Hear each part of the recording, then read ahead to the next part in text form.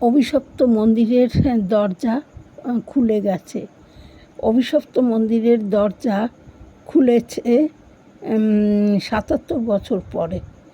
এখন সেখানে ভক্তরা পুজো দিতে যাচ্ছেন, পুজো দিচ্ছেন। আর মনে বৈষম্য যদি থাকে তার ফল কি হয় ঠিক পেয়ে যাবে। ওই মন্দিরের এক পুরোহিতকে মেরে ওখানে এত বছর বন্দি অবস্থায় ছিল, তাই মন্দির বন্ধ ছিল ৭৭ বছর ধরে।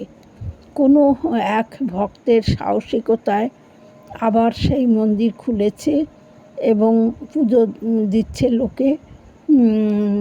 তাই এখন মন্দিরে পুরোহিত হয়ে কাজ করছে।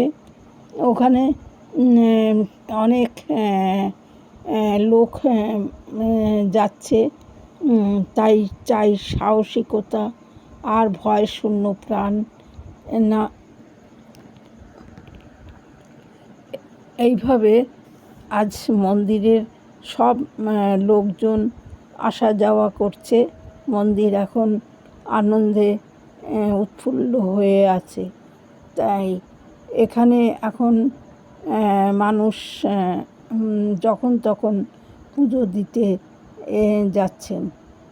তাই এখন নির্ভয়, কোনো ভয় নেই।